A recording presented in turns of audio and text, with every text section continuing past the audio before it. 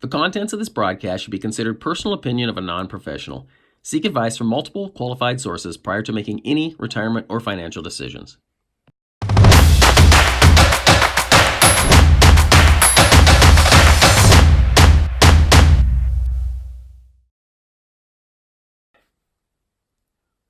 Okay, Steve here at firefighterretire.com with our fourth and final video in the Retirement Equation series. Today we're going to be talking about health insurance. I may have mentioned this before, but I kind of hate health insurance. I knew it cost a lot when I retired, and I planned for it, but it's just so ridiculously expensive. I've been retired for 21 months, and I've spent just under $1,200 a month on insurance premiums. I've been to the doctor once. That was a $25,000 checkup, and I still had a copay for lab work. That's a racket. There are too many firefighters out there that are eligible to retire and can't because of the cost of health care. For a 30-year firefighter retiring from Central Kitsap at our current pay scale, about 25% of their benefit will go towards medical insurance for a retiree and one dependent. Sure, we should have to pay for our own health care after we retire, but in my opinion, the price is outlandish because the game is rigged. I realize that I sound like a grumpy old retired conspiracy theorist right now, and I won't drone on much longer, but the bottom line is this. Anyone that pays for their own health care insurance is going to be legally discriminated against as they get older because premiums go up dramatically with age. And you can't be given credit for living a healthy lifestyle because that wouldn't be fair to those that don't. And finally, you have to purchase coverage for things you will never ever use to spread out the costs for those that do. I believe we should pay our fair share and then some, but retired firefighters and cops in Washington State bear too much of the burden, in my opinion. Okay, I'm done. Smile on my face is back on. To my knowledge, there's no great secret to solve the problem of health insurance, but there are various strategies to save and pay for it, and that's what we're going to talk about today. But first, I want you to know what it's going to be like when you're on your own in the world of health insurance. So I'm going to take a minute to tell you about my experience thus far. Currently, I'm with the Washington State Fire Commissioners Insurance, which is the provider I was with when I retired. It was the best rate I could find when I shopped for insurance before I retired, and it was still the best rate when I shopped again in January of 2019 after I was notified that rates were going up. I checked out prices on Healthcare Exchange, Affordable Care Act, but if you don't qualify for a subsidy, the plans on the exchange are expensive. I priced out Group Health and several other carriers, and they were more expensive too. What I was really hoping to find was a high deductible, catastrophic, lower cost policy, but I couldn't find one. After several hours of research, I finally found a reasonable plan and saved me almost $200 a month. It was specifically for retirees through my own insurance company, the Washington Fire Commissioners Association. Check this out. In January 2019, I get a letter from Trustee Plan Services. Trustee Plan Services are the administrators of the Washington Fire Commissioners Association health insurance program.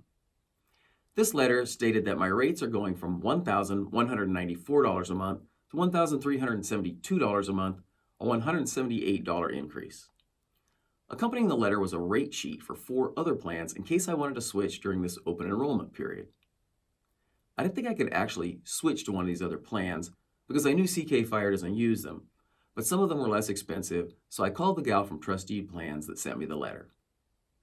She confirmed that in fact, those plans were not available to me. I don't really know why she sent them.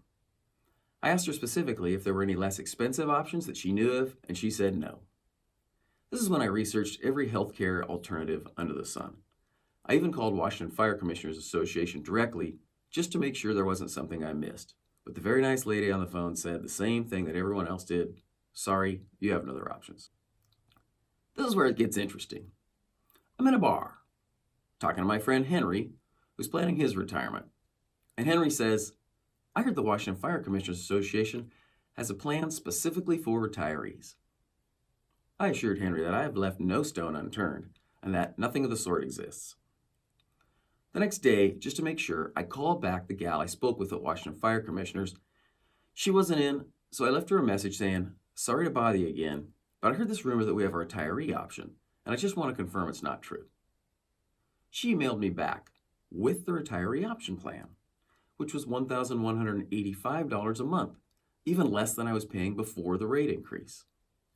The deductibles on the retiree plan were a little higher, but I switched for sure. She was very nice and apologized for not remembering this option the week before. Then I called back the gal from Trustee Plan Services, who sent me the original rate increase letter. Asked her why she sent me 4 plan options I couldn't actually switch to, but didn't send me the one I could switch to, specifically for retirees, specifically who she sent the letters out to. She was also very apologetic and stated that because the retiree option wasn't as good, she didn't think people would be interested. I think maybe she just really forgot about it, which would have been a more acceptable excuse to me. I suggested she resend letters out to the other retirees with this information, and she said she'll keep it in mind for next year.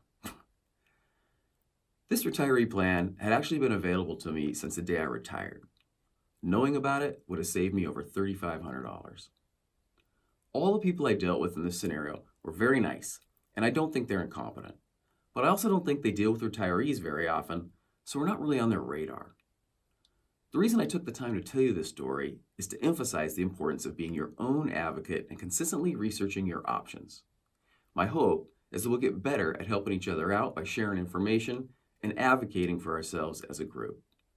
And to that end, of all the retiree topics we've covered thus far, this is the one that I know the least about. So if anyone watching this video has ideas or information, please help your brothers and sisters out by sharing it at firefighterretire.com and anywhere else you can. Okay, so how are we going to pay for health care? Here are some possibilities. Number 1, marry rich. Just kidding. Well, kind of. But along those lines, if you have a working spouse or significant other with an insurance plan you can be added to, that's an easy way to solve the health care problem. My friend Ed just retired, and he's now on his wife's plan for like $60 a month. Complete game changer compared to paying for it out of pocket. My friend Charlie's wife started working for the government, and if she works there 5 years and retires, both she and Charlie will get health care at a low, locked-in rate until Medicare. Options like these are worth a small fortune and can make a significant difference in one's retirement plan. Number 2, join the military. Okay, maybe healthcare isn't a good reason to enlist, but retired vets, including reservists, are another group of firefighters that have a great advantage in solving the retirement healthcare problem. Number 3, negotiate. I truly think this is the future. There are several departments that have negotiated a stipend specifically to pay for medical insurance between one's retirement date and Medicare. Last I heard, the highest contract was up to $900 a month, and it could be more now. This can also pencil out for administrators, as senior firefighters cost the most because of seniority pay and are at work the least when you factor in vacation and sick leave. Don't be offended, that's just how our benefits work. Retirees are then replaced with employees at the bottom of the pay and leave scale, which work for the administrator's budget. And when senior firefighters leave, promotions occur and vacation picks get better, so younger bargaining unit members have something to gain too. It's a win-win-win. Okay, number 4, more negotiating. Negotiate MERP and or HRA contributions into your contract. At CK, we didn't have MERP, but we had an HRA, health reimbursement account, through VIVA. HRAs are amazing. They have advantages that are not well publicized, recognized, or utilized, in my opinion. I may do a deep dive video into HRAs at some point, but for now, here are the highlights. HRAs are one of the few investment vehicles where funds go in tax-free, grow tax-free, and come out tax-free. And you can be reimbursed for qualifying expenses at any time. Never throw away an explanation of benefits, an EOB, that you haven't got reimbursed for. This is a mistake I made, but now I know that I can turn in EOBs anytime after the expenses occurred, and I've accumulated several years' worth. In fact, your children can cash in your EOBs from your HRA account even after you're dead. I asked. In my opinion, unless you have health coverage for life, funding your HRA should be prioritized right after your deferred comp match because of the superior tax advantage. Obviously, you have to keep the funds in the account in order for it to grow, but copays you don't get reimbursed for now will pay dividends in the future. HRA funds can be used for both you and your spouse, and any funds you don't use in your lifetime can be used by your children. But they have to use their funds or lose them. When I retired, I had in excess of $170,000 in an HRA account, which will take care of our retirement health care problem. The program didn't even begin until halfway through my career, and I did withdraw some of the funds from it before I realized its true value.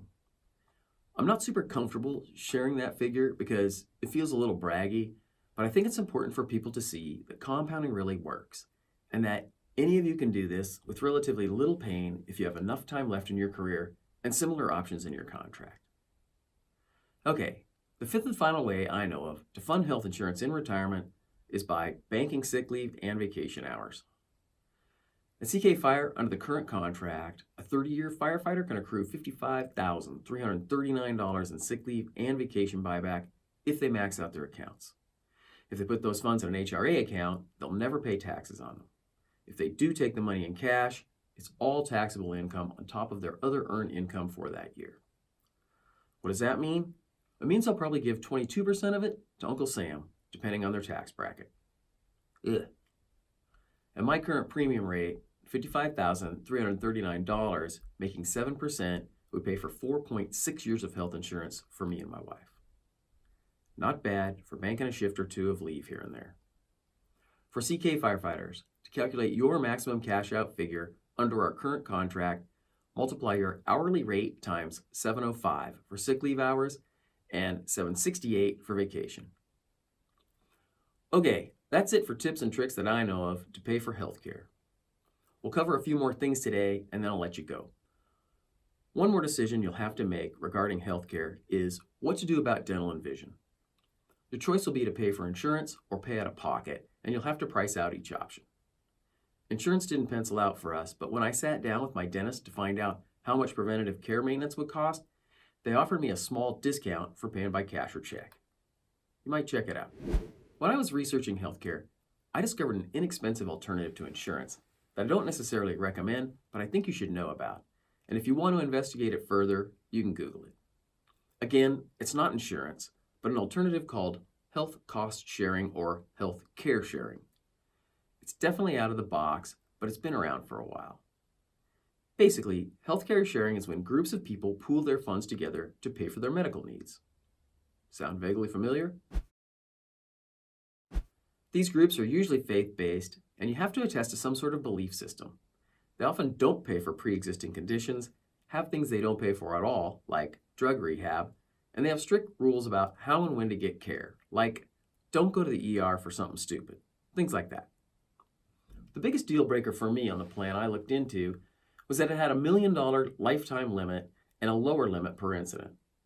The salesperson I worked with responded to my concern by stating that if I get cancer, for example, and I'm concerned about the limits, I can switch to affordable care during open enrollment and can't be denied for a pre-existing condition.